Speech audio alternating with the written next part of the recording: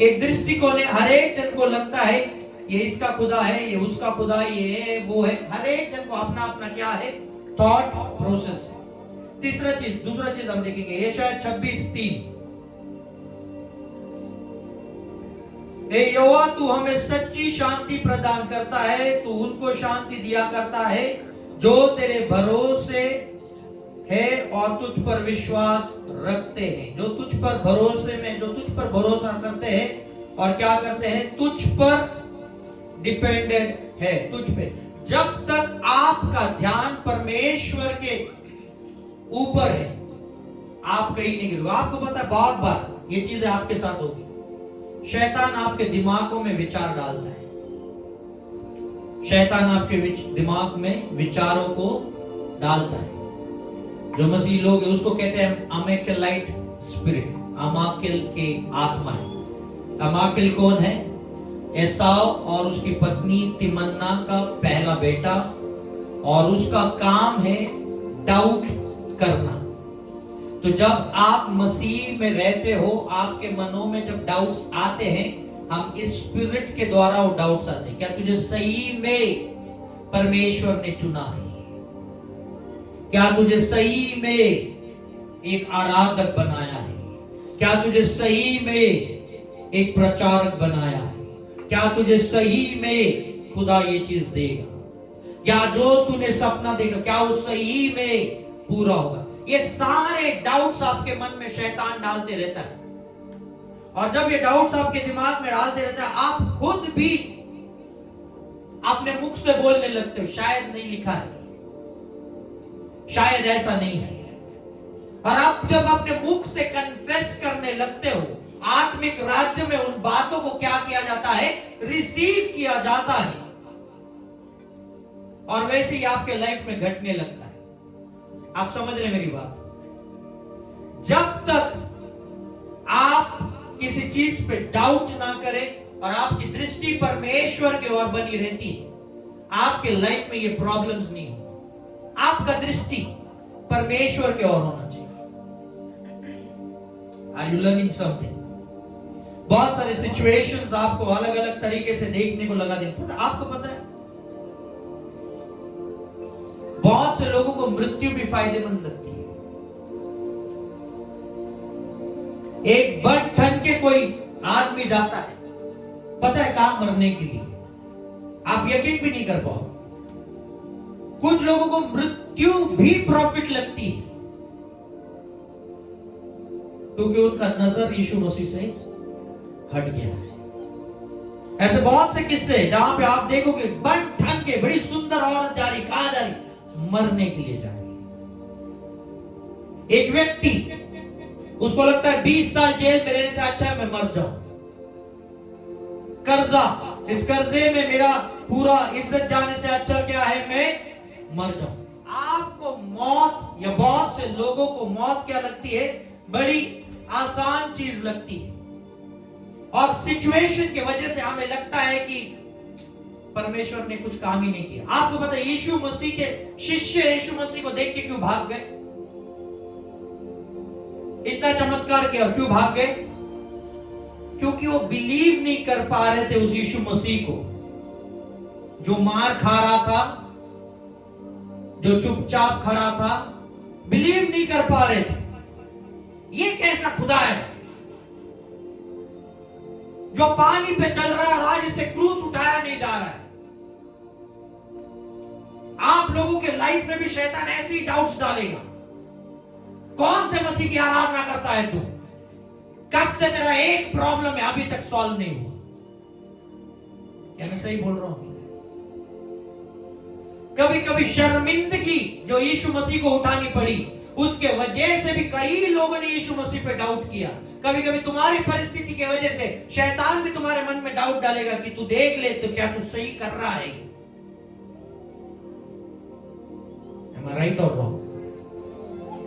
आप लोगों के, हम लोगों के पास क्या है ना, बहुत से ऐसे डाउट्स आने लगते हैं। क्यों? क्योंकि हमारी नजर परमेश्वर के ओर से हट गई है, सिचुएशन पे आ गई है। आपका सिचुएशन चाहे जो भी रहे, एक खुदा है स्वर्ग में जो बदलने का सामर्थ्य रखता है। एक खुदा है स्वर्ग में जो क्या करता है, बदलने का सामर्थ रखता है, पर आपको उसे उस तरीके से मिलने को आना चाहिए। फॉर एग्जाम्पल मैं आपको, मेरा एक बहुत अच्छा मित्र है जो बहुत अच्छा डॉक्टर है, पर यदि मैं उसको फोन पे पूछूं, अरे भाई ये बीमारी है, ये ऐसा ऐसा हो रहा है, क्या करूं, बोलता है मैं तेरे को दवाई नहीं बताऊंगा। अरे ये क्या बात है, दवाई तो नहीं बताऊंगा तुझे। मित्र है, अच्छा मित्र है, उसको कितना भी पूछो, अरे एक मेडिसिन तो दे मेरे को, नहीं दूंगा तुझे। मस्ती में, मजाक में। और कभी कभी जब मैं उसके यहाँ पे चला जाता हूँ, है ना, ये होता है, अरे तो बोलता है क्यों आया, बोला ऐसा ऐसा चाहिए, तुरंत पूरा प्रिस्क्रिप्शन लिख के देगा, बोलेगा ये ले और तेरे को नेक्स्ट 48 आवर्स में ठीक हो जाएगा। और एक्चुअली होता है। यीशु मसीह चंगाई देने वाला खुदा भी है, यीशु मसीह तुझे छुड़ाने वाला भी है, यीशु मसीह तुझे धन संपत्ति देने वाला भी है, पर तू उसे किस एरिया में मिलता है ये भी डिपेंड करता है। आप समझ रहे हैं कि नहीं बात को? आप यीशु मसीह को कौन से एरिया में मिलते हो? देखो, एक मित्र डॉक्टर भी है और वो मेरा मित्र भी है, पर मैं उसे मित्र की जैसा मिलूं तो वो मुझे डॉक्टर की बाकी की चीजें नहीं बताएगा, पर जब मैं उसे एक पेशेंट की तरह मिलूं वो तुरंत अपना इलाज शुरू कर देता है। आप परमेश्वर को किस कैबिन में मिलते हो वो मैटर करता है। आप उसको कुएं के ऊपर मिलो तो वो प्रॉफिट है, अगर आप उसके नाव के अंदर मिलो तो बिजनेसमैन है, अगर आप उसको क्रूज पे मिलो तो तुझे बचाने वाला है। आप समझ रहे हैं मेरी बात? यीशु मसीह को आप कहां मिलना चाहते हो, आपका क्या प्रॉब्लम है, वो प्रॉब्लम और उसका कैबिन कौन से कैबिन में मिलेगा, ये उसका स्क्रिप्चर्स है। और बहुत बार आपको ये वचन नहीं पता रहता, इसलिए हम पता नहीं उसको किस जगह पे मिले। आप नाव पे जाके उसको बोलो मेरे को चंगाई कर, पॉसिबल नहीं है सर। आप कुएं पे जाके बोलो मैं प्रॉफिट हूं, आप पर्वत के जाकर ऊपर बोलो बोले यार खाना खिलाने को आया हूं। परमेश्वर ने हर जगह अलग अलग लेवल्स पे काम किए, हर एक का एक स्क्रिप्चर है, पर जब आप उस गहराई से इस वचन को समझोगे, आप परमेश्वर के बहुत से फायदे हैं जो आप ले पाओगे। हेलो, आप समझ रहे कि नहीं समझ रहे? मैं नहीं जानता आप पहले कभी ऐसा कुछ सुने नहीं सुने, मैं कुछ कोशिश आपको बता रहा हूं, मैं आपको बाइबल को फोड़ के सिखा रहा हूं। परमेश्वर के अलग अलग एरियाज है जहां पे आप उसे मिल सकते हैं, है ना? अपने शिष्यों के लिए वो एक टीचर था, लोगों के लिए डॉक्टर था, बहुतों के लिए छुड़ाने वाला था, हर एक के लिए वो अलग अलग रोल कर रहा था, है ना? और यीशु मसीह को आप ऐसे ही मत लेना, बड़ा होशियार था। 30 साल में रिटायरमेंट लेके सेवकाई में आए। लोग परिवार छोड़ देते, बोलता मैं परिवार छोड़ के सेवकाई में जाऊंगा, ऐसा यीशु मसीह ने ऐसा कुछ नहीं किया। 30 साल में रिटायरमेंट लिया था और वो इतना अमीर था, वो इतना उसके लेवल पे था कि उसके कपड़े लेने के लिए लोगों ने चिट्ठियां डाली थी। हमेशा स्मरण रखना, क्या नहीं लिखा आपके बाइबल में? लिखा है कि नहीं लिखा है? क्या आप किसी गरीब के कपड़े लेने के लिए चिट्ठियां डालेंगे? आपका विचार यीशु मसीह के लिए चेंज होना। बहुत से रॉन्ग टीचिंग्स के वजह से क्या होता है, हमारा सोच चेंज हो जाता है। नहीं सर, परमेश्वर का योजना बहुत बड़ा है और बहुत अच्छा है। जब तक आपकी आंखें उसके ऊपर बनी रहेगी, आपको शैतान कोई भी डाउट्स आपके मन में नहीं डाल सकता है ना? पहला पॉइंट जो आपको एस्केप करा सकता है, कोई भी सिचुएशन से आपको बाहर ला सकता है, वो क्या है? आपकी नजर यीशु मसीह पे होनी चाहिए। जब एक जवान लड़का आया, बोलता कितनी मछली है मेरे पास? 2। कितनी रोटियां थी? 5। खाने वाले कितने थे? है ना? सिर्फ पुरुष, औरतें और ज्यादा, बच्चे और ज्यादा।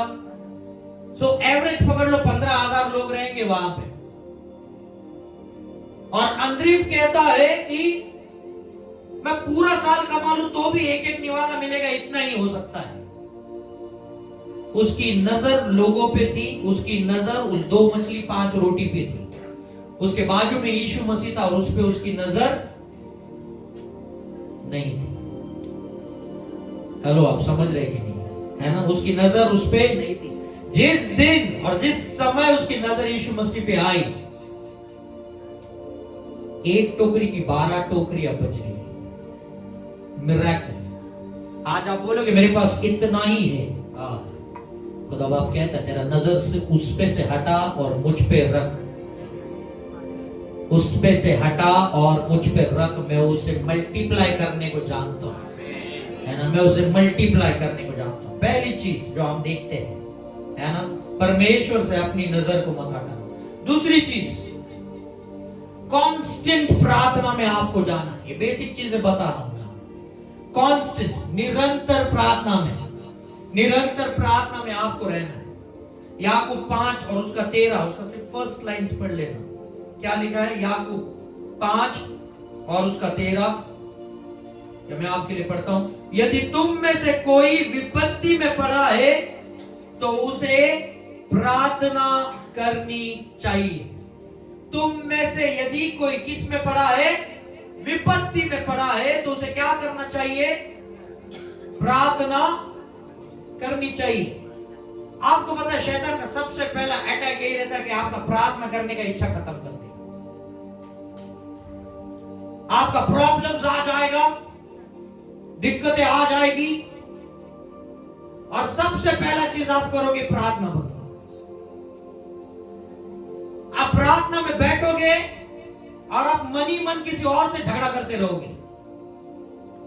इसने मेरे साथ ऐसा किया, उसने मेरे साथ, आप मन ही मन किसी और से झगड़े। तुझे प्रार्थना करने को बैठना, पर तू क्या कर रहा है? तू कुछ और ही कर रहा है। पेपर पेन लेके बैठ जाना। जब भी आपका आराधना कम हो रहा है, प्रार्थना कम हो रहा है, परमेश्वर के भवन में आना कम हो रहा है, गारंटेड शैतान ने अटैक किया। आपके लाइफ का कोई भी क्षेत्र उठा के देख लेना। पहली चीज आप क्या बोलोगे?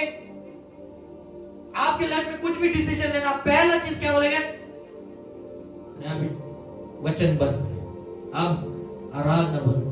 कौन करवा रहा है? कोई इंसान नहीं कराता है, शैतान आपसे कर प्रार्थना बंद कराता है। पहली चीज शैतान एक करेगा आपसे, प्रार्थना क्या करेगा? बंद करेगा। और वचन कहता है जो लोग विपत्ति में क्या करे? प्रार्थना करे। फिलिपियों 4:6 में ऐसे लिखा है, किसी बात की चिंता मत करो, बल्कि हर परिस्थिति में धन्यवाद सहित प्रार्थना और विनय के साथ अपनी याचना परमेश्वर के सामने रखो। प्रार्थना कैसे करनी? किसी बात की चिंता नहीं करो। अब मैं बता दूं, लॉजिकल है, नेचुरल है। जब आप प्रार्थना में जाओगे चिंता रहेगी। हेलो, चिंता रहेगी, चिंता नहीं जाती, ये रियल है। वो आपके दिमाग में रहेगा, क्या करूं क्या नहीं करूं, क्या करूं क्या नहीं करूं, क्या नहीं करूं। पर वचन कहता है चिंता मत करो और धन्यवाद के साथ प्रार्थना करो। और क्या करो? रिक्वेस्ट करो, विनय नम्रता से रिक्वेस्ट करो। और रिक्वेस्ट आपका डेस्पिरेशन होता है। नम्रता के साथ आप प्रार्थना में जाओ और कहो कि अगर आप किसी फाइनेंसेस के लिए प्रेयर कर रहे हो और आप वहां पे जाते हो, कहते हो कि परमेश्वर मेरे पास कोई सोर्स नहीं है जो मुझे उठाए, मेरे पिता के पास वो धन नहीं है, मेरे माता के पास वो धन नहीं है, पर मैं तेरा वचन जानता हूं कि तू धूल से भी लोगों को उठाता है और तूने एक चरवाहे को राजा बनाया है, तूने एक साधारण स्त्री को रानी बनाया है। और मैं धन्यवाद देता हूं कि तुझ में वो काबिलियत है कि तू इम्पॉसिबल को पॉसिबल कर सकता है। उसी वचनों के आधारित तू मेरे लाइफ में भी कुछ काम कर, क्योंकि मेरे पास शायद आज कुछ नहीं है, पर एक चीज है, वो है कि तू, और तू मुझे उठा तो मैं उठ जाऊंगा। तू मुझे चंगा कर तो मैं चंगा हो जाऊंगा, तू मुझे चला तो मैं चलूंगा। तो जब आप इस वचनों के साथ परमेश्वर के सामने आते, आपके लाइफ में क्या हो जाती है? चीजें बदलने लगती है। मैं आपको एक इंटरेस्टिंग चीज बताता हूं, ठीक है? आप इसे पढ़ लेना। धन्यवाद आपके लाइफ में क्या करता है, ठीक है? एक बाइबल स्टडी में आपको बता रहा हूं। यशायाह 60 निकाल लेना, ये पढ़ लेना आप हिंदी में। यशायाह 60 उसका 11, हाउ गॉड आंसर्स, है ना? परमेश्वर कैसे करता है, मैं आपको ये चीजें सिखा रहा हूं। यशायाह 60 उसका 11वां वचन पढ़ना। तेरे फाटक सदैव खुले रहेंगे। तेरे फाटक सदैव क्या रहेंगे? खुले रहेंगे। यस, उसके आगे दिन और रात हाँ। में बंद न किए जाएंगे। हाँ, जिससे जाति जाति की धन संपत्ति और उनके राजा बंदी होकर तेरे पास पहुंचाए जाएंगे। यस, वेरी गुड, है ना? क्या आ जाएगा यहाँ पे? राजा आ जाएंगे, धन संपत्ति आ जाएगी, और क्या रहेंगे? तेरे फाटक हमेशा खुले रहेंगे, दिन हो या रात हो, है ना? दिन रात लिखा है ना वहां पे। Yes, they shall not be shut day और नाइट, दिन रात तेरे फाटक खुले रहेंगे। 95% लोगों को ये फाटक उनके घर के द्वार लगते हैं। क्या आप मुझे बताओ ये फाटक क्या है? हार्ट और कान और आइस, ये तो डोर्स है, पर और क्या है? आशीर्वाद, ठीक है। फाटक, अब देखो अलग अलग तरीके से। अब इसी यशायाह में वो फाटक क्या है वो हम देखेंगे। उसका 60 और उसका 18वां वचन। तेरे देश में फिर कभी उपद्रव और तेरी सीमाओं के भीतर उत्पात या अंधेर की चर्चा न सुनाई पड़ेगी। हाँ, परंतु तू अपनी शहरपनाह का नाम उद्धार और अपने फाटकों का नाम यश रखेगी। अपने फाटकों का नाम क्या रखेंगे? यश। और बहुत से बाइबल में ऐसे लिखा है, तो अपने फाटकों का नाम स्तुति रखेगा। इंग्लिश में लिखा है and your gates will be praise. तो तेरा प्रेज जो है, तेरा स्तुति आराधना जो है, ये क्या है? ये फाटक है। और वो किस चीज के फाटक है? जो जब ये दिन रात तेरे फाटक, तेरी स्तुति आराधना चलती रहेगी, क्या होते जाएगा? सारे राजाएं भी तेरे पास आते रहेंगे। अभी आप समझ रहे हैं? इसलिए वचन में क्या लिखा है? धन्यवाद सहित प्रार्थना करना, क्योंकि वो फाटक है जिसके वजह से तेरी जरूरतें पूरी होती जाएगी। हेलो, आप समझ रहे हैं? अभी वचन है ना? धन्यवाद, है ना? आराधना, आराधना, thank you Lord, thank you Lord. जब आप एक आराधना करते, उसको धन्यवाद देते, ये फाटक है, तूने फाटक खोल दिए। इसलिए वचन भी कहता है धन्यवाद के साथ तेरे फाटकों में। हालेलुया। अब समझ रहे कि नहीं समझ रहे, है ना? कांस्टेंट प्रेयर निकालिए मेरे साथ मरकुस 11:22। हम पढ़ने वाले 22, 23, 24, 25। यस, बहुत बार आप प्रार्थना करते हैं और उस प्रार्थना का उत्तर नहीं आता है। मरकुस 11 उसका 22वां वचन। यीशु ने उसको उत्तर दिया, परमेश्वर पर विश्वास रखो।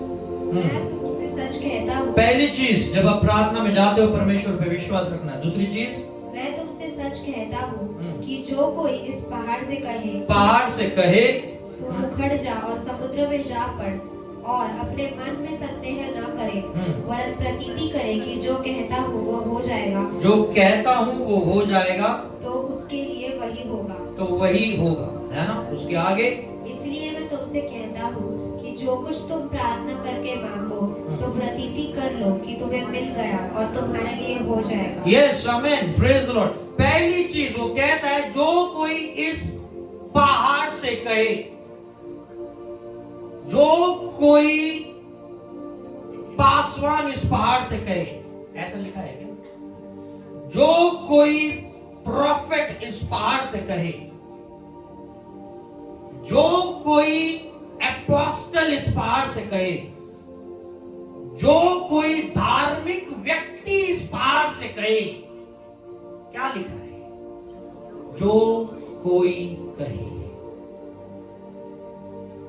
मैं तो बहुत पापी हूं, ऐसा लिखा नहीं है।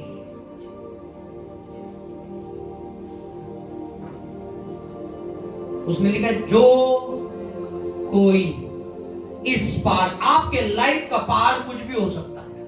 वो बीमारी हो सकता है, वो कर्जा हो सकता है, वो रिलेशनशिप्स हो सकता है, वो बिजनेस हो सकता है, वो जॉब हो सकता है, आपको संतान हो सकता है, कोई भी चीज। और उसे लगता है जो कहीं वो उस पहाड़ से कहे, पहली चीज कहने को आना चाहिए। आपको हम कितना भी कहे प्रार्थना करो, प्रार्थना, मुंह खोल के प्रार्थना करो, आप मन में ही करेंगे। प्रवचन कहता है पहाड़ से कहे। बहुत बार हम परमेश्वर से कहते, परमेश्वर ये पहाड़ मुझसे निकाल दे। बोलेगा तू वचन के खिलाफ बात कर रहा है। वचन कहता है पहाड़ से कहे, परमेश्वर ये बीमारी को निकाल दे। तू वचन को ट्विस्ट कर रहा है। तुझे किसने कहा परमेश्वर से कहना है? इसलिए लाल समुद्र को देख के जब मूसा ने कहा हे परमेश्वर अब मैं क्या करूं, परमेश्वर ने कहा तू मुझे क्यों बुला रहे, तो मुझे क्यों बुला रहा है? तू समुद्र को कह और वो हो जाएगा। कुछ राइट्स आपको दे दिया है, प्रॉब्लम ही आपने को पता ही नहीं है ना। प्रॉब्लम क्या है आपको पता नहीं है। अभी लोग धीरे धीरे अवेयर होते जा रहे हैं। अच्छा मैं ऐसा कर सकता हूं। एक पुलिस वाला आपके बाइक से चाबी निकाल लेता है, फिर आपने रील देखा कि नहीं निकाल सकता। मैंने देखा, तू निकाल नहीं सकता है। जब तक तूने देखा नहीं था तब तक और निकाल। पुलिस वाला डर पता है आपको, आपकी चाबी या शैतान के हाथ में दे देता है। आप समझ रहे हैं कि नहीं बात? परमेश्वर कहता तू पहाड़ को कह उखड़ जा, और वो क्या हो जाएगा? उखड़ जाएगा। 3 बार उसने कहा है say to this mountain and whoever says and whatever he says. 3 बार कहा है बोल बोल बोल। परमेश्वर खुद बोलता तू बोल तेरे प्रॉब्लम्स के ऊपर, तू बोल तेरे ऐसी प्रार्थना, तू बोल और बिलीव कर कि ये हो गया है। आपको पता है अगर किसी ने आपको 1 करोड़ का चेक साइन करके दिया, अभी तक सिर्फ चेक साइन किया, आमीन, वेरी गुड। आपको चेक साइन किया, अभी वो चेक बैंक में गया नहीं है, क्या आप सेलिब्रेट करोगे कि नहीं करोगे? आनंद मनाओगे कि नहीं मनाओगे? 1 करोड़ का मिल गया चेक, मंडे को बैंक में डालना है, आज जेब में है। पहला मिठाई लेके जाओगे घर में, डाला के चेक नहीं, क्लियर हुआ क्या? नहीं, तो मेरे जेब में है। कोई आपको धक्का मार के जाए, उसने बोले बाबू निशान चेक डाला गया? नहीं, क्लियर हुआ क्या? नहीं, जेब में है, तो देख के चल।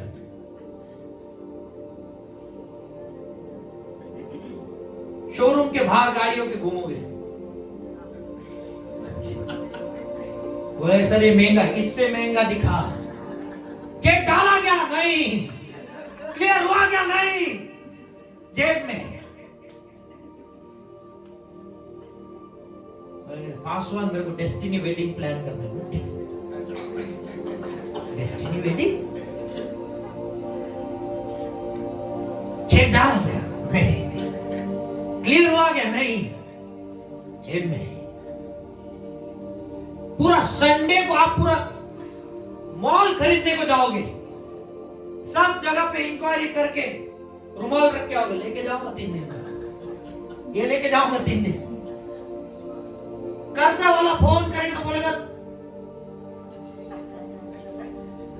थर्सडे को ध्यान से आ। कर्जा वाला हो गया इंतजाम, तू थर्सडे को आ, बाकी का मत पूछ। चेक डाला क्या? नहीं, क्लियर हुआ क्या? नहीं, जेब में। एक चेंज जो अभी तक कुछ हुआ नहीं, आपका विश्वास देखो क्या स्काई रॉकेट विश्वास है ना। आपका अमेज़न का जो कार्ट रहेगा ना, फुल लोडेड रहेगा। चेक डाला, चेक में सर। जब प्रार्थना करते हो वो सेम कॉन्फिडेंस लोडेड होना चाहिए। उत्तर आया कि नहीं, पर मेरे जेब में है, मैंने उसको कहा है, वो पूरा होगा और वो आ रहा है। और तब तक मैं उस कॉन्फिडेंस में रहता हूं कि चीजें अब होने वाली है। इसे हम कहते हैं प्रेयर रिक्वेस्ट। इस तरीके के प्रेयर रिक्वेस्ट होना चाहिए। पर उसके आगे वो और एक चीज कहता है, 25वां वचन कह पढ़ना। और जब कभी तुम खड़े हुए प्रार्थना करते हो, तो यदि तुम्हारे मन में किसी के प्रति कुछ विरोध हो तो क्षमा करो। यस, इसलिए कि तुम्हारा स्वर्गीय पिता भी तुम्हारे अपराध क्षमा करे। सबसे बड़ा ट्रैप जब हम क्षमा नहीं करते, सबसे बड़ा ट्रैप। किसको कहा है क्षमा करने के लिए? कोई स्पेसिफिक बोला है क्षमा करने के लिए? किसको कहा है क्षमा करने के लिए? आपने अपने भाई को बोला है क्षमा करने के लिए? किसको बोला? हर एक के लिए जो तेरे विरोध में रहेगा या जिसने तेरे को क्या कर। परमेश्वर का वचन क्या कहता है? क्षमा कर। कुछ लोग बैप्टिज्म लेते समय एक हाथ नहीं डुबाते, बोलते एक मारायचं राहिलंय अजून। वो तो अच्छा है, हमारे साथ विजय हेरवे पासवान रहते हो, बोलते नहीं नहीं ब्रदर, पूर्ण अंग डुबलं पाहिजे, वापस डुब। अनफॉरगिवनेस, क्षमा नहीं करते। कर दो क्षमा, कोई प्रॉब्लम नहीं है। किसी के साथ झगड़ा हुआ है, उस समय हुआ रहेगा, दूसरे दिन जाके सॉरी बोल देना, उससे अच्छे से बात करना। भले वो तुझसे बात नहीं करेगा, पर तूने क्या किया है? तूने अपना बीज बोया है। तू परमेश्वर को जाके बोल सकता है, मैंने अपना बीज बो के आया हूं, बाकी अब तू मुझे मेरे पापों से क्षमा कर। क्यों क्षमा कर? क्योंकि मेरा प्रार्थना भी तो आंसर होना चाहिए। आप बोलोगे मैंने ये किया, वो किया, वो किया, वो किया, वो किया, प्रार्थना आंसर। तूने क्षमा किया क्या? वो नहीं हो रहा है। आपको पता है कुछ लोग ऐसे हैं जो स्वर्ग में जाएंगे और आपने दुश्मनों को स्वर्ग में देखेंगे। हम उधर यीशु मसीह को, तुला माहिती है काय केलं? ये ऊपर आया कैसे?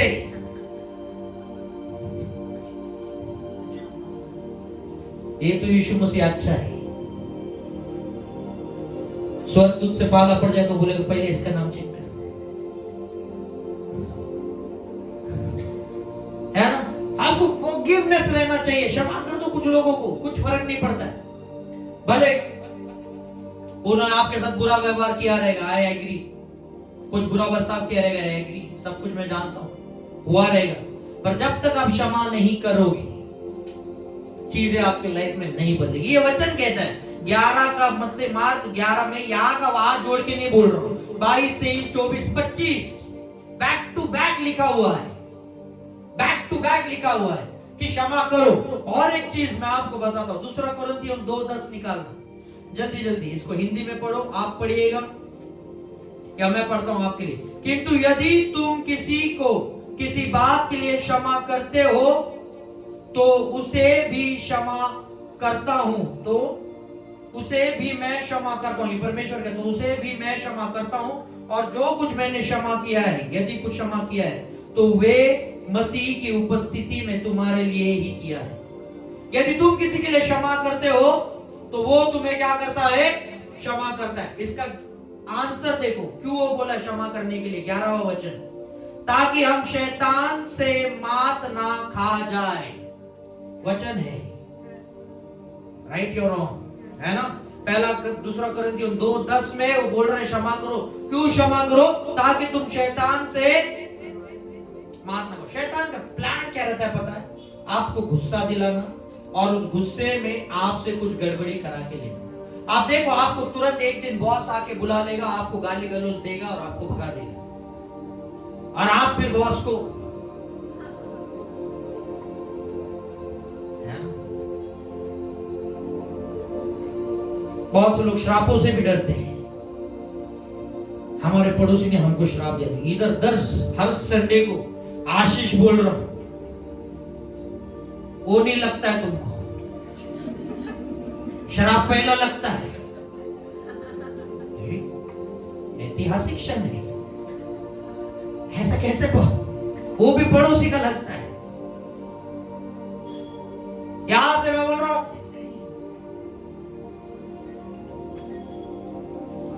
रिसीव क्या कर रहे हो मैटर करता है ना।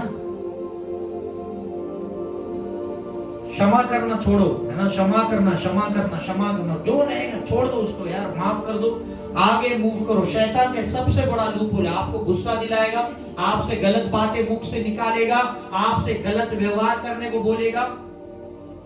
और जब ये हो जाता है, एक दीवार जो रहती है वो टूट जाती है, और जब एक दीवार टूट जाती है उसको काम करना आसान हो जाता है। आयुब के लाइफ में जब शैतान को जाना था, उसने यीशु मसीह से, उसने परमेश्वर से क्या कहा, तूने जो उसके बाजू में बाड़ा बनाया पहले उसे हटा दे। कहा है कि नहीं कहा है ना, कहा है कि नहीं कहा है ना। अगर आप सबद देशक 10:8 पढ़ लो तो वहां पे लिखा है, वो व्यक्ति जो किसी दीवार को गिराता है उसे सांप डस भी सकता है। जब आपकी दीवारें गिर जाती है सांप डस सकता है। इसलिए आयुब के टाइम पे क्या कहा था, इसका बाड़ा हटा ताकि मैं इसे डसूं। आपका दीवार गिर सकता है जब आप किसी को क्षमा नहीं करते, आपका प्रोटेक्शन गिर सकता है और शैतान आप पे अटैक कर सकता है, और आपको समझ में नहीं आएगा आपने गलत क्या किया है। शायद आपने कुछ गलत नहीं किया, क्या तूने क्षमा किया है? कितने सारे बच्चे माँ बाप को क्षमा नहीं कर रहे, माँ बाप बच्चों को क्षमा नहीं कर रहे, फॉरगिवनेस मूव नहीं हो रहा। तू 40 नहीं, तू 400 दिन फास्ट कर, उत्तर फिर भी नहीं आएगा। There is a gap. Forgiveness. बस सतर्क रहो कुछ लोगों से, है ना, अलर्ट रहना, कुछ बुरी बात नहीं।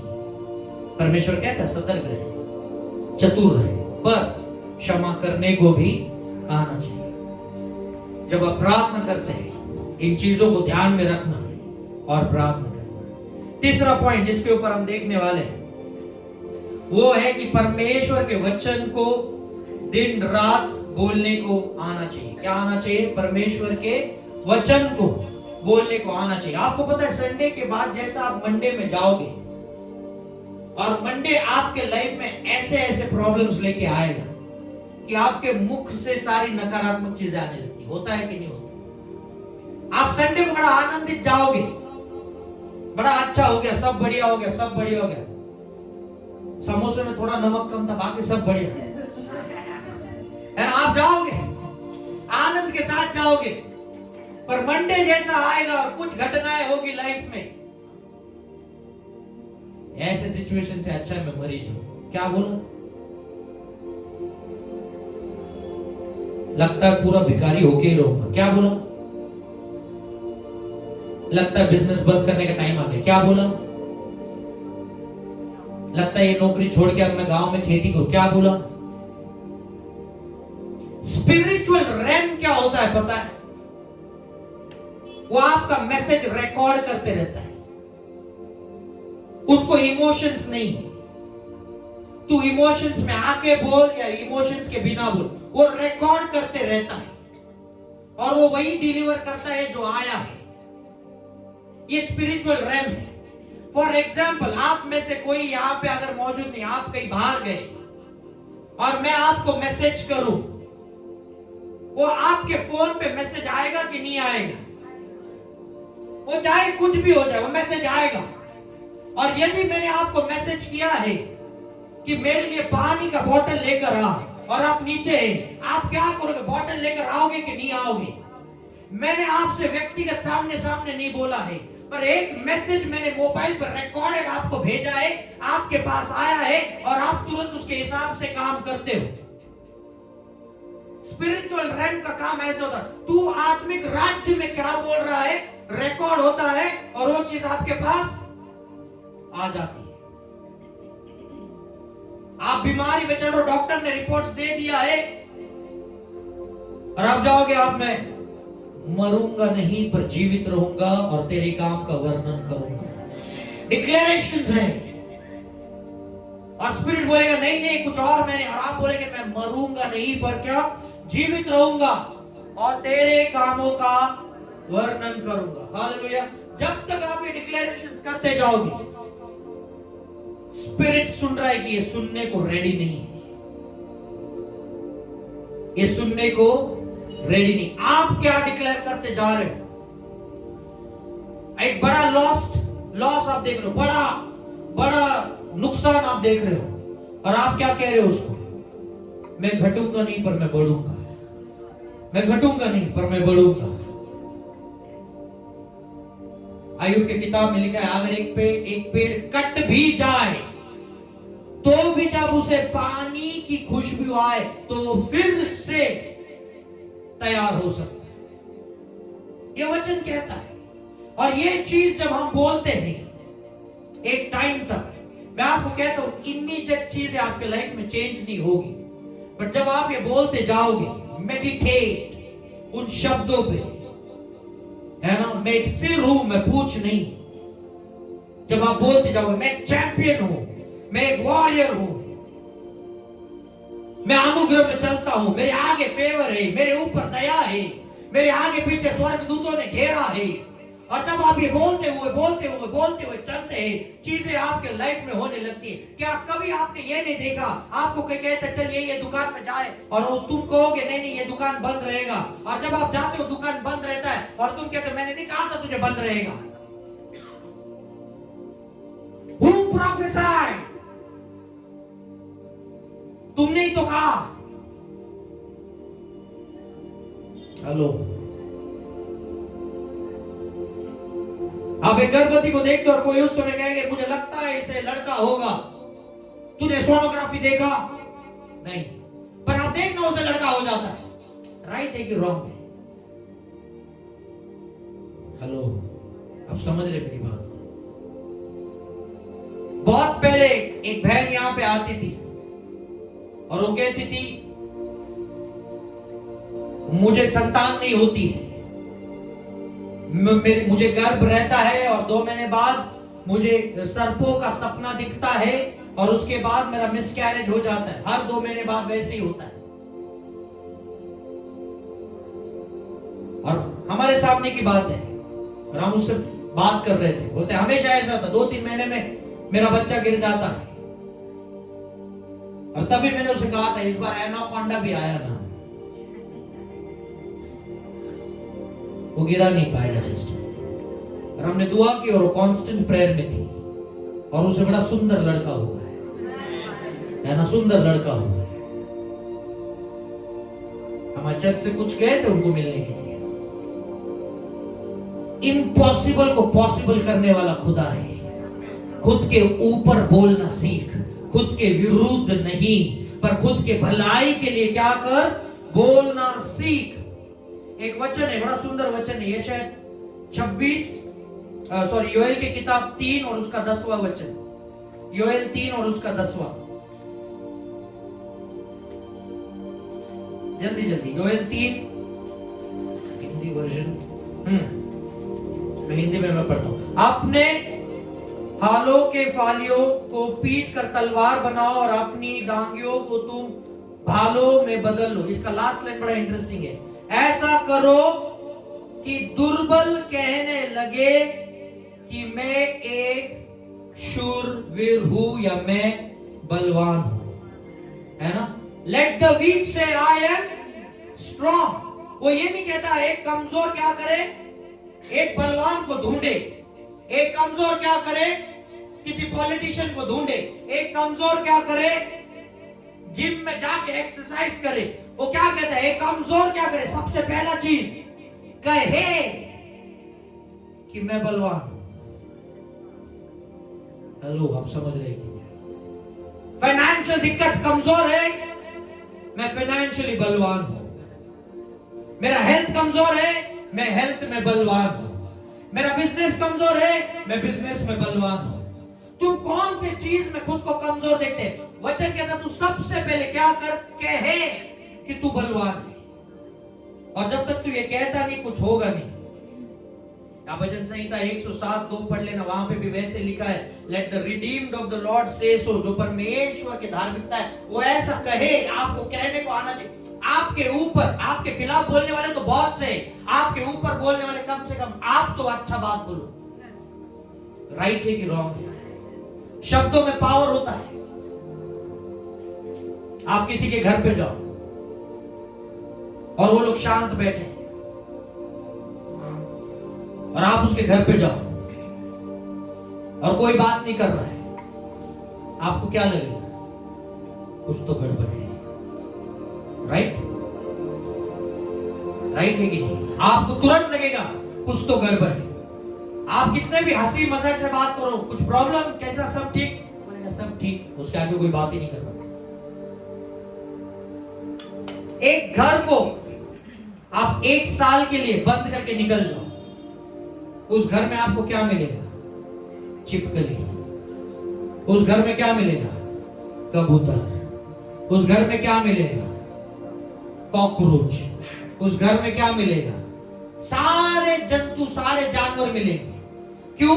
क्योंकि उस घर में 1 साल से कुछ आवाज नहीं है। आपको पता ही है, जानवर आपके घर के आजू बाजू में ही थे, पर वो एंटर नहीं किए क्योंकि उस घर में आवाज था। आप समझ रहे हैं कि नहीं समझ रहे? जब तक तेरे घर में आवाज नहीं रहेगा, शैतान घुसते जाएगा। पर जब ये आवाज आने लगेगा, अरे वो छिपकली पहले से थी पर वो घर के अंदर नहीं घुस रही थी क्योंकि तेरे घर में आवाज था। वो सांप पहले से था, वो कॉकरोच पहले से था, वो चूहा पहले से था, वो मकड़ी पहले से थी, पर वो अंदर नहीं आ रही थी क्योंकि घर में क्या था? आवाज था। बहुत से मसीह लोग चुपचाप बैठे रहते हैं, और जब तक आप चुपचाप बैठेंगे शैतान घुसते जाएगा। आप समझ रहे हैं? कुछ आपको प्रॉब्लम नहीं मिल रहा है, बाइबल खोल के पढ़ो। एक होली फास्ट हम डिक्लेयर करने वाले हैं। होली फास्ट 7 दिन के लिए। आपने बहुत फास्टिंग कर लिया है ना, खाना वाना छोड़ के सब कर लिया। अब मैं बोल रहा हूं इस फास्टिंग में खाना नहीं छोड़ेंगे। ये पूरा हफ्ता ये फास्टिंग है। बोलेंगे ये कैसा फास्टिंग? आपको बाइबल खत्म करना है 7 दिन में। कितने लोग फास्टिंग को रेडी है? और आपका बाइबल कितना खत्म हुआ है ये बताएगा आपने कितना फास्ट किया है। खाना खाओ, दबा के खाओ सर। खाना खाओ, दबा कर खाओ। बाइबल का फास्टिंग है। पूरा बाइबल एक हफ्ते में खत्म करना है। सालों से पढ़ा है घर पे। उत्पत्ति 10 के आगे जाता ही नहीं है, जाता ही नहीं है। 11 के आगे जाता ही नहीं है। बताऊं क्यों? निम्रोड के बारे में कितने लोग जानते हैं? हाँ, तू गया फिर उत्पत्ति 12 तक। तुम निम्रोड के बारे में नहीं जानते हो तो तू उत्पत्ति 11-12 के आगे गया नहीं है। राइट है कि रॉन्ग है? नहीं गए सर उत्पत्ति के आगे। तू निम्रोड के बारे में नहीं जानता है। मैं बता सकता हूं तू कहां तक गया है। वो आता ही 11-12 में। हालेलुया। बाइबल का फास्ट करेंगे एक इस हफ्ते में। बाइबल पूरा कवर करेंगे। कितने लोग रेडी हैं? कितना आप कंप्लीट कर पाओ करो। ताकत लगाओ, ताकत लगाओ। ये दुनिया जैसा फास्टिंग मत करो। पूरा बाइबल इस हफ्ते में खत्म करना है और देखना कितना हुआ है। और जब आप पढ़ोगे पेन रखो, नोट करते जाओ। कुछ पॉइंट्स आपको आते जाएंगे।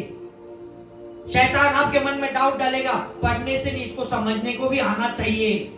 तू पढ़ पहले, समझाएगा खुदा तुझे बाद में। शैतान बड़ा शातिर है सर। धीरे धीरे पढ़। अरे तू पढ़, पहले पढ़, बाद में देखेंगे धीरे फास्ट क्या करना है। वो पूरा बाइबल इस हफ्ते में खत्म करना है। फास्टिंग है। और बाद में बताना मुझे। आप बोलोगे 5 अध्याय हुए, पूरा नया नियम हुआ, पुराना नियम हुआ, जैसा आपको सही लगे पढ़ो। मैं आपको कुछ नियम बता दूंगा बाद में, एंड में मुझे याद दिलाना, मैं आपको बताऊंगा कहां से शुरू करो, कैसे करो। पर मैं बोल रहा हूं पढ़ो। इस हफ्ते में आज से लेके सैटरडे तक बाइबल फिनिश होना चाहिए। Hallelujah, hallelujah. लॉजिकली पॉसिबल है? हाँ है। अगर आप 8 घंटा बाइबल पढ़े तो पॉसिबल है। मैं आपको टाइम के साथ बता रहा हूं, हवे में बात नहीं कर रहा। लॉजिकली 8 घंटा अगर आप बाइबल पढ़े दिन में तो एक हफ्ते में बाइबल खत्म हो जाएगा। 5 घंटा पढ़ेंगे या 4.5 घंटा पढ़ेंगे, 2 हफ्ते में बाइबल खत्म हो जाएगा। अब ये बाइबल कितने दिन से पढ़ा आपके घर में बताओ? साल से। और अभी भी खत्म नहीं हुआ है। इस हफ्ते में खत्म होएगा, इस हफ्ते में खत्म। एटलीस्ट स्वर्ग जाएंगे। आ गया यीशु मसीह 23, 24, 25 में। बोलने को तो होगा बाइबल वाच ले यार, थोड़ा आलो ही नहीं, वाच लो रे, उतना पढ़ा मैं, उतना तो बोल पाएगा तू।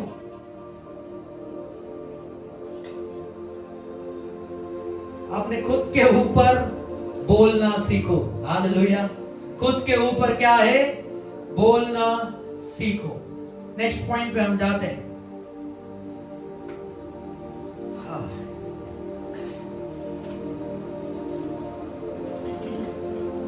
कलीसिया के साथ जुड़े रहो। बहुत से लोग सब जगह जुड़े हैं। आप आराधना करते करते बाजू में दूसरा, अरे तुम इकड़े हो। मैं कुछ ये नहीं बोल रहा हूं कि ये मत करो, नहीं करो, आप सुनो वचन, हर कोई अच्छा बताता है, सुनो, रिसीव करो। पर ये आपका बड़ा फैमिली है, इसके साथ आपका फर्स्ट प्रायोरिटीज होना चाहिए, क्योंकि ये आपको पर्सनली नाम से जानते हैं, ये आपकी शक्ल जानते हैं। बाहर आपको कोई नहीं जानता है। मुझे एक भाई बोला मैं बड़ा दूर से आता हूं। मैं बोला ये आईने तर चांगल्या चांगल्यांना लाजवायला घेतलंय। अच्छा गोष्ट म्हणजे पाणी असतं ना, जाऊ दे आता है ना। कितना बजे आती है आई पता है? 8:30 बजे। कहां से आती है पता है? भाई कला से। भाई कला से आती है 8:30 बजे। अपन 8:30 वाजले काय?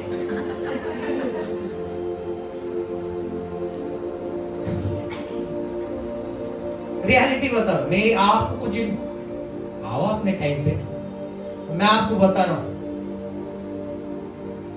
तो रीजन हमारे पास शैतान बहुत से रीजन देगा, ये रीजन वो रीजन, पर आपको क्या है? एक परिवार के साथ जुड़ना है, क्योंकि परिवार में हर एक जन, आपको लगता है सिर्फ मैं दुआ करता हूं, नहीं, बहुत से लोग हैं जो आपके लिए अलग अलग जगहों से दुआ कर रहे हैं। मैं तो करता ही हूं, पर और भी लोग हैं जो आपके लिए दुआ कर रहे हैं, आपके बिजनेस के लिए कर रहे हैं, आपके सेहत के लिए कर रहे हैं, आपके संतानों के लिए कर रहे हैं, आपके जॉब्स के लिए कर रहे हैं। बहुत से लोग हैं जो आपके लिए अलग अलग क्षेत्र से, अलग अलग जगहों से दुआ कर रहे हैं। इन्वेस्ट करना है तो वो कहां करो? यहां पे इन्वेस्ट करो। कहां करो? यहां पे। चौथा पॉइंट, अगर आपको एस्केप प्लान चाहिए, आपके परिस्थिति से बाहर निकालना है, लोगों में इन्वेस्ट करना चालू करो। मैंने कुछ पॉइंट बताए। पहला चीज, यीशु मसीह पे ध्यान दो। दूसरा चीज क्या करना है? प्रार्थना में ज्यादा बढ़ो। तीसरा चीज आपको क्या करना है?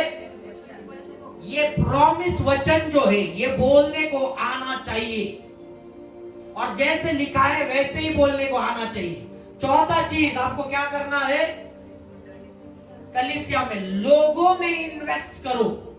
आप हर जगह पे गोल्ड में इन्वेस्ट करोगे, बहुत अच्छी बात है। गोल्ड तेरे लिए प्रार्थना नहीं कर पाएगा सिर्फ, ठीक है। तू कमर्शियल प्रॉपर्टीज में इन्वेस्ट कर सकता है, कोई बात नहीं। कमर्शियल प्रॉपर्टी तेरे लिए प्रार्थना नहीं कर पाएगा सिर्फ, आप समझ लो। लोगों में इन्वेस्ट करो। अगर आप लोगों में इन्वेस्ट नहीं करेंगे और आपको लगता है कुछ आपके लिए भलाई का काम हो, इम्पॉसिबल। सिर्फ परमेश्वर आपसे बेहद प्यार करता है। मनुष्य आपसे तभी प्रेम करेगा जब आप उसके लिए कुछ कर रहे हो। आप निकालिएगा मेरे साथ दूसरा राजा 4:9, जल्दी जल्दी इसको पढ़ेंगे। दूसरा राजा 4, 9, 10, 11, 17 तक पढ़ने वाले हैं उसे। दूसरा राजा 4, 9 से 17 पढ़ने वाले, जल्दी जल्दी। दूसरा राजा 4, 9 से 17। उस स्त्री ने अपने पति से कहा, हम्म सुन, यह जो बार बार हमारे यहाँ से होकर जाया करता है, वह मुझे परमेश्वर का कोई पवित्र भक्त जान पड़ता अब है। ये स्त्री जो है, शुनामाइट औरत जो है, वो अपने पति से कह रही है, ये जो जाता है ना यहाँ से, मेरे को एक परमेश्वर का दास दिखाई देता। आगे हम भीत पर एक छोटी उपरौठी कोठरी बनाए हाँ। और उसमें उसके लिए एक खाट, हाँ। एक मेज, एक कुर्सी और एक दीवट रखे, हाँ। कि जब जब वो हमारे यहाँ आए तब तक उसी में टीका करे। अब इस औरत ने क्या किया है पता है? एलाइशा में इन्वेस्टमेंट किया है। इसको बोलते हैं बुद्धि। किसमें इन्वेस्टमेंट किया है? एलाइशा में। एलाइशा जब भी उसके यहाँ से जाता था खाना खाने को उसको बुलाती थी। अभी एलाइशा को उसने क्या किया? एक घर बना, इसके लिए एक चेयर डाल, एक बिस्तर डाल, एक दिया लगा, सेट करके दे, ये जब भी आएगा वहां पे रहेगा और जाएगा। उस औरत को कुछ चाहिए नहीं था। इन्वेस्टमेंट देखो क्या काम करता है। किसमें इन्वेस्टमेंट किया? एलाइशा में। और क्योंकि अब इसने किया, अब रिटर्न देखो क्या बढ़िया आ रहा है उसमें। हाँ, फिर आगे। एक दिन की बात है कि वह वहां जाकर उस उपरौठी कोठरी में टिका और उसी हाँ। में लेट गया। और उसने अपने सेवक गेहजी से कहा, उस शुनेमिन को बुला ले। उसके बुलाने से वह उसके सामने खड़ी हुई। तब उसने गेहजी से कहा, इससे कह कि तूने हमारे लिए ऐसी बड़ी चिंता की है, तो तेरे लिए क्या किया जाए? एलाइशा पूछ रहा है, भाई तेरे लिए क्या करूं? उसने पूछा, उसने चाहत रखी। अरे इतना बड़ा आदमी एलाइशा, जिसने बोल दिया तो रिटर्न में आएगा वर्ड, वो बोल रहा तेरे लिए क्या करूं? आप जब इन्वेस्टमेंट्स करते हो ना, तो बड़े जो लोग रहते हैं ना ओहदे पे, वो आपका इन्वेस्टमेंट ऐसे नहीं लेते। उनको चैन नहीं आता है जब तक वो तेरे लिए कुछ ना करे। जब तू यीशु मसीह के लिए कुछ करता है ना, वो तेरे लिए सोच, मैं क्या करूं तेरे लिए, मैं क्या करूं तेरे लिए। और अपने दासों को जैसा इसने एलाइशा ने भेजा, वो स्वर्गदूतों को भेजेगा, तेरे लिए क्या करूं मैं। और औरत बोल रही मेरे को कुछ नहीं चाहिए। आगे के लाइन में लिखा है, औरत बोल रही मेरे को नहीं चाहिए। वो फिर भी एलाइशा शांत नहीं, कुछ तो चाहिए रहेगा। और फिर वो गेहजी क्या बोलता है उसे आके, इसको एक संतान नहीं है और इसका पति क्या है? बूढ़ा है। और एलाइशा बोलता है, उसको बुला वापस, उसको वापस बुला। वापस आती है और उसे वो कहता है ना, 16वां वचन बोल जल्दी जल्दी। तब उसने कहा, वसंत ऋतु में दिन पूरे होने पर तू एक बेटा छाती से लगाएगी। हाँ, है ना, टाइमिंग के साथ प्रोफेसी। अरे पति बूढ़ा है, अब कुछ संतान नहीं है, मेरे पास सब कुछ दिया हुआ है। उसने नहीं कहा संतान नहीं है। रुक। इंग्लिश में बड़ा सुंदर लिखा है, by this time next year, specific 14 सितंबर 2026 में ये तेरे साथ होगा। कहां गए ऐसे प्रॉफिट्स आज के डेट में? मैं आज भी ढूंढता हूं जो टाइमिंग के साथ बताए, टाइमिंग के साथ बताए। और उसने कहा ऐसे, यही दिन, इसी समय ऐसा ऐसा होगा। आगे का चीज और एक सुनो, बढ़िया चीज है। हाँ, फिर नेक्स्ट 17। स्त्री ने कहा, हाँ नहीं, आगे पढ़ 16। स्त्री ने कहा, हे मेरे प्रभु, हे परमेश्वर के भक्त, ऐसा नहीं, अपनी दासी को धोखा न दे। हाँ। स्त्री को गर्भ रहा और वसंत ऋतु का जो समय एलिशा ने उससे कहा था, उसी समय जब दिन पूरे हुए तब उसके पुत्र प्रोफेसी का पावर देखो सर। हम लोग बोलते रिसीव होना चाहिए, है ना। अब इस स्त्री का देखो सिचुएशन है। उसने बोला तुझे एक संतान हो गया, बोलता नहीं। अरे तू यस बोलना चाहिए। नहीं, धोखा मत दे। और वचन कहता है, पर भले उसका उतना फेथ नहीं था। इन्वेस्टमेंट्स का फायदा मैं आपको बता रहा हूं। जब आप किसी व्यक्ति में इन्वेस्ट करते हो अपना टाइम, अपना कुछ भी, और आप ना चाहते हुए भी वो आपके लिए कुछ ना कुछ करके ही जाएगा। ये आपने किसी व्यक्ति को रुमाल नहीं दिया आग पहुंचने के लिए, आप उसके कठिन समय कभी गए नहीं, और आपको लगता है कि वो तुझे समय दे, वो तुझे समय नहीं देगा। सीरियसली बोल रहा हूं, तूने उसके लिए क्या समय? इन्वेस्टमेंट्स को आना चाहिए। आपको लगता है ये बड़े बड़े सेलिब्रिटीज ऐसे ही अंबानी के घर में नाचते रहते हैं उसके बच्चे के पार्टी में? पागल है वो आमिर खान। तो सलमान खान किसी से सीधा मुंह बात नहीं करेगा, बच्चे के लिए नाच रहा है नीचे। Do you think there man? Investments है लोगों में। भले ही बाद में बोले कैसा बच्चा है, पर वहां पे बोले आपका बच्चा बढ़िया है। इन्वेस्टमेंट है। एक फोटो खिंचवा के लेंगे, इन्वेस्टमेंट है। एटलीस्ट कभी तो पता चलेगा मैं भी था उस समय शामिल। इन्वेस्टमेंट से आपको लोगों में इन्वेस्ट करने को आना चाहिए। हम लोगों में इन्वेस्ट ही नहीं करते, हम लोगों को सीधा ओटक पटक कुछ भी बोल। तुझे क्या पता कल वो क्या होने वाला है? कोई इंसान आज छोटा है, उसे हम गाली गलौज देंगे, कुछ भी बात करेंगे, टेढ़ा मेढ़ा नहीं चलता है सर। कल वो बड़ा हो जाएगा ना। हाँ, इंसान एक बार थप्पड़ भूल जाता है, कहे हुए शब्द नहीं। Be careful. इन्वेस्ट करो, लोगों में इन्वेस्ट करो। आज आप देखो, सब व्यक्ति एक एक अकेला अकेला होता है। आपका सबसे बड़ा साथी, बेस्ट फ्रेंड आपका मोबाइल हो गया है।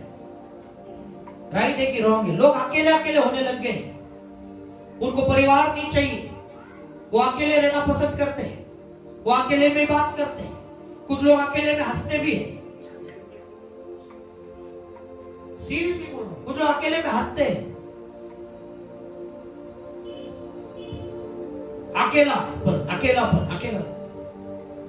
लोगों में इन्वेस्ट करो, लोगों में इन्वेस्ट करो, लोगों में इन्वेस्ट करो। मैं आपको सीरियसली बोल रहा हूं, कुछ लोग हैं जो तुझे छुड़ा सकते हैं। वो फारो था जो यूसुफ को छुड़ा पाया था। इन्वेस्ट करो, लोगों में इन्वेस्ट करो। मैं बोलेगा मैं बाइबल पढ़ता हूं, मैं प्रार्थना करता हूं, बहुत बढ़िया है। लोगों में इन्वेस्ट कर। यीशु मसीह खुद लूक 2:52 में लिखा है, वो फेवर में बढ़ा किसके? परमेश्वर के और मनुष्य के। लोगों में इन्वेस्ट करो। मैं ये नहीं बोल रहा हूं लोगों को जाके पैसे दो, नहीं, उनके साथ संगति बनाओ, उनके साथ दोस्ती करो, उनके साथ फ्रेंडशिप्स रखो, और उसके लिए भलाई का बात करो। कुछ नहीं, उसको अच्छी 2 बातें कहो, बढ़िया लगेगा। आपके पास कुछ नहीं देने के लिए, गूगल पे जाओ, एक अच्छा वचन ढूंढ, वचन को क्रॉप कर और उसको भेज। भाई आपके लिए एक वचन, वो याद रखेगा। हाँ, समझ रहे? सिंपल चीज बता रहा हूं कैसे करना है किसी के लिए। अगर आपको नहीं पता कैसे बात करना है, मैं आपको सिखा रहा हूं बात कैसे करना है। किसी के लिए भेजो ये वचन, आपके लिए। किसी के लिए प्रार्थना करो, बोलो आज मैं आपके लिए प्रार्थना किया हूं ब्रदर, आज मैं आपके लिए एक बोलो और करो, वो आनंदित होगा। लोगों में इन्वेस्ट करो। तुमको नहीं पता यहाँ पे कितने राजाएं बैठे हैं और कितनी रानी, तुमको नहीं पता है सर। ये आने वाला कल बताएगा। तुमको नहीं पता परमेश्वर का आत्मा किस पे कब उतरेगा, और तभी आप जाएंगे बोलेंगे मेरा ये काम है। हाँ, आपको लगता है वो करेगा। कुछ लोगों को आपने ऐसा बिहेव किया रहता है कि वो आपका काम कर सकता है, पर क्योंकि आप ये काम आपका वो नहीं करेगा।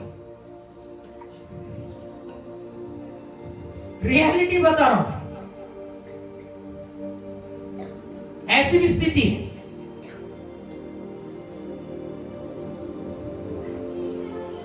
इन्वेस्ट करो लोगों में, है ना? इन्वेस्ट करो। बीज बो, फेवर का बीज बो, दया का बीज बो, है ना? प्रेम का बीज बो।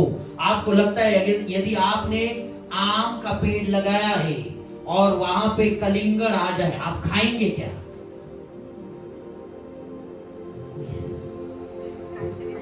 गड़बड़ है। है ना? आपको पता है आपने आम का बीज लगाया और वहां पे कली का, आप बोले इसको पहले काटो फेंक दो। तो आपने जो बोया नहीं है, आपको क्या लगता है वो आएगा आपके पास? आपने किसी को क्षमा किया, आपको लगता है आपको कोई करेगा? आपने किसी के लिए दया दिखाया नहीं, आपको लगता है कोई आप पे करेगा? आपने किसी के लिए फेवर किया नहीं, आपको लगता है परमेश्वर आपके लिए करेगा? आप परमेश्वर से वो चीजें मांग रहे जो आपने कभी किया ही नहीं है। परमेश्वर मुझ पे फेवर कर, वो बोलेगा तूने कब किया था, किस पे किया था बता, ते सगळं विचारू नको मला कर। It will not work. जो तू बोएगा वो तू काटेगा। पहले अच्छे काम तो कर, अच्छे काम तो कर और अच्छी चीजें तेरे लाइफ में होगी, है ना?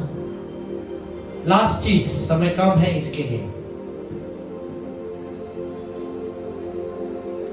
ये चीज खोजो कि तुम्हारे अंदर क्या है। अगर आपको परिस्थिति से बाहर निकालना है, रिकॉग्नाइज, आपके अंदर के टैलेंट को ढूंढो, आपके अंदर के ब्लेसिंग्स को ढूंढो, और जब आप ढूंढोगे तो आप बाहर निकाले जाओगे।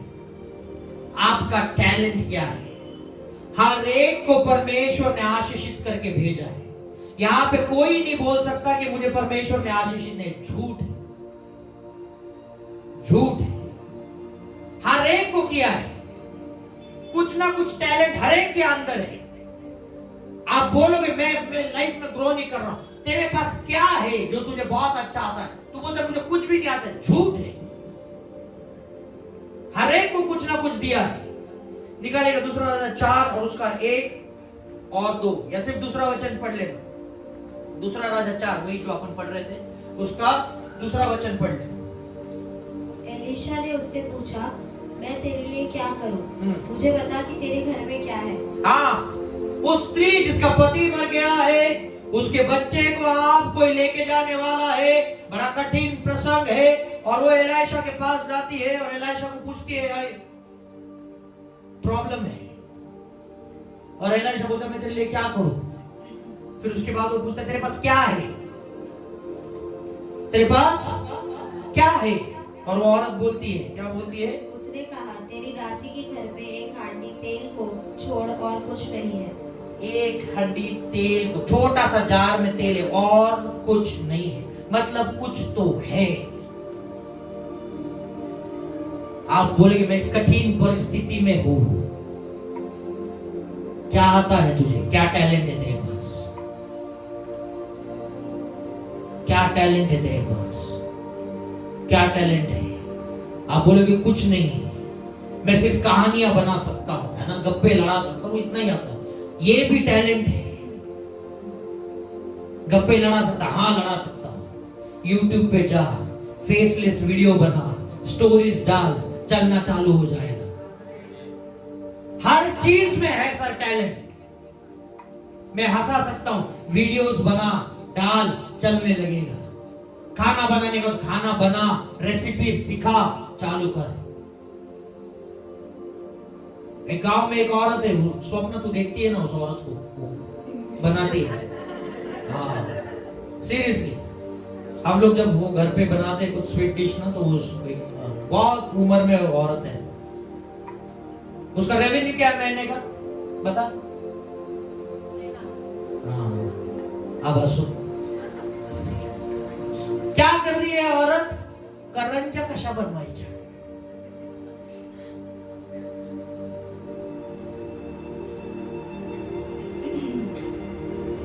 आता है खाना बनाने आपको?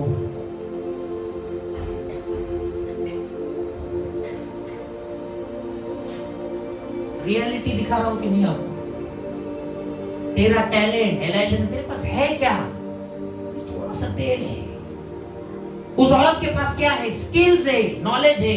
एक कैसा बनाने का, स्वीट डिश कैसे बनाते, करंजी कैसे बनाते, वो देख रहे हैं लोग, उससे सीख रहे हैं। गांव की औरत है यार, कितना कमा रही है महीने का? 6 लाख रुपए। बहुत लोगों का तनख्वाह उतना नहीं है, किसी का साल का रहेगा।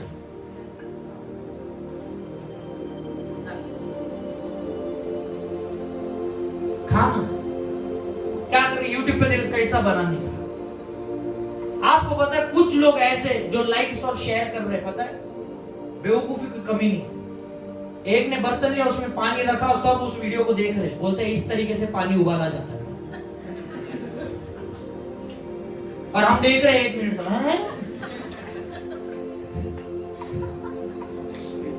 कुछ नहीं आता, अंडा डाल, बोल अंडा कैसे उबाल रहे। अरे तेरे पास कुछ तो रहेगा जिससे तू तेरे परिस्थिति से बाहर आ सकता है। कुछ तो रहेगा, लेकर आ। कुछ तो रहेगा तेरे पास जो तू बता सकता है लोगों के हेल्प के लिए, और लोग तुझे देखने लगेंगे और तू उससे कमाना शुरू कर देगा। कुछ तो तेरे पास रहेगा।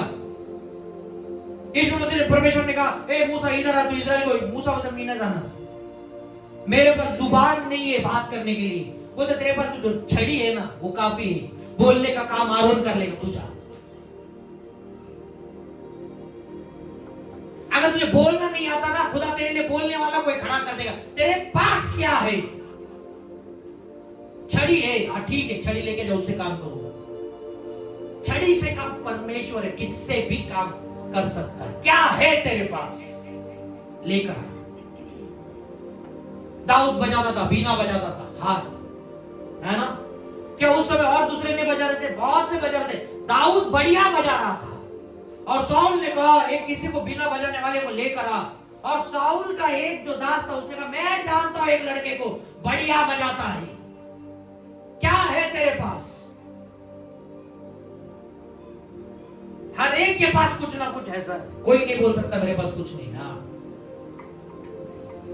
हर एक के पास कुछ ना कुछ है। हर एक के पास कुछ ना कुछ है। कुछ तो है तेरे पास, और जिस दिन तब तू परमेश्वर के सामने उसे लेकर आएगा, वही तुझे प्रॉब्लम से बाहर निकालेगा। तेरे पास कुछ नहीं रहेगा, तू अच्छा आराधना करता है, आराधना करते रहे, तू प्रॉब्लम से बाहर आ जाएगा। तो कुछ नहीं, मैं सिर्फ प्रार्थना कर, तू प्रार्थना करते रहे तो भी तू प्रॉब्लम से बाहर आ जाएगा। तेरे पास कुछ तो रहेगा। आज घर पे जाके देखो मेरे अंदर क्या हुनर है जिसे परमेश्वर आशीषित कर सकता है। प्रॉब्लम से बाहर आने के मैंने 5 तरीके आपको बताए।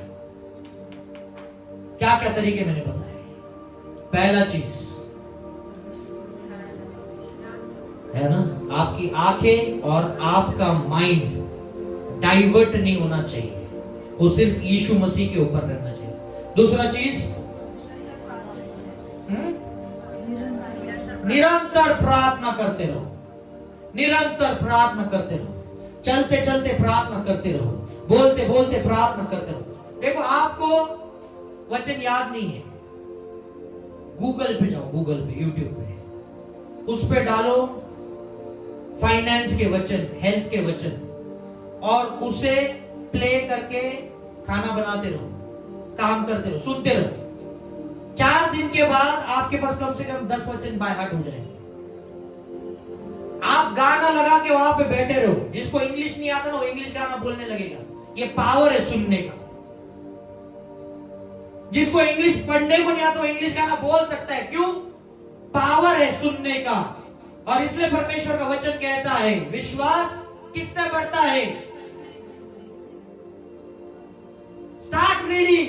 नहीं आप पढ़ने को कोई बात, यूट्यूब है, दुनिया भर की चीजें देखता है ना, उस पे वचन लगा, तेरे को 10 वचन याद हो जाएंगे। तेरा प्रॉब्लम क्या है? हाँ प्रॉब्लम मेरा हेल्थ है, हेल्थ पे प्रॉब्लम है, 10 वचन लगा।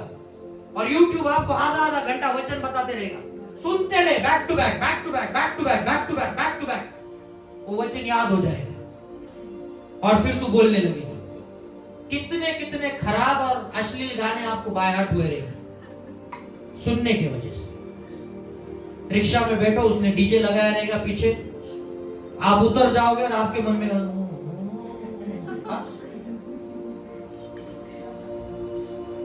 ये बड़ा याद हो गया। जल्दी प्रैक्टिस करो जो मैं बोल रहा हूं। ये बाइबल का वचन, इसको हल्के में मत लेना। लोगों ने, अविश्वासियों ने भी इसे अप्लाई किया और पॉसिबल हुआ है। अविश्वासियों ने भी अप्लाई किया है और पॉसिबल हुआ। तुम तो फिर भी विश्वासी।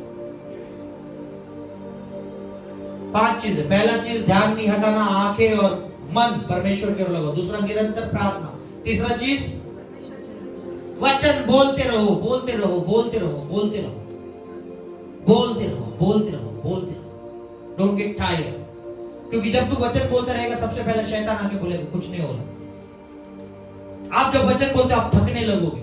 मैं आपको बताता हूं साइन, आप थकने लगोगे।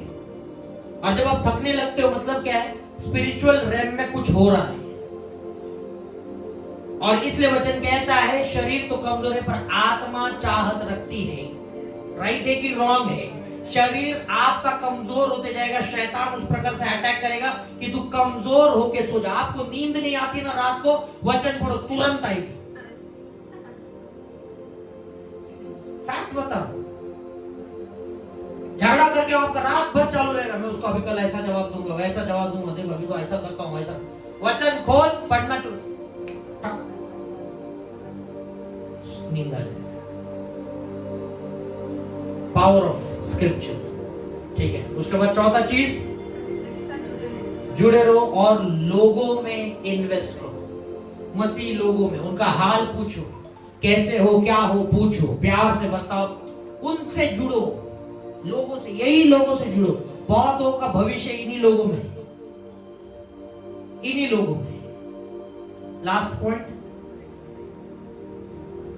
आपके अंदर के हुनर को जानो, रिकॉग्नाइज करो, आपके अंदर के हुनर को जानो। ये 5 चीजें अगर आप लाइफ में अप्लाई करो, आप प्रॉब्लम में से बाहर आ जाओ। कोई भी प्रॉब्लम में आप रह नहीं सकते, क्योंकि वचन क्या कहता है, सारे प्रॉब्लम्स क्या है, कॉमन है मनुष्य के लिए, और हर मार्ग और हर प्रॉब्लम से यीशु मसीह मार्ग निकालेगा। पहला करंथियों में हमने आज पढ़ा, जस्ट पढ़ा। आशा रखता हूं अगर आपके पास प्रॉब्लम्स हैं, मैंने आपको 5 कुंजियां दी, कोई तो एक चलेगी जरूर, कोई तो एक चलेगी जरूर। परमेश्वर के ऊपर ध्यान रख, प्रार्थना कर, वचन घोषित कर, लोगों में इन्वेस्ट कर, और अपने अंदर के हुनर को देख। कुछ तो एक चाबी रहेगा जिससे तू परिस्थिति से बाहर आ जाएगा। एक चाबी, कभी मत भूलना ये 5 पॉइंट्स, ये 5 पॉइंट्स कभी मत भूलना। एक चाबी पक्का लगेगा और तुझे बाहर निकालेगा। आइए विश्व में प्रार्थना में जाते हैं।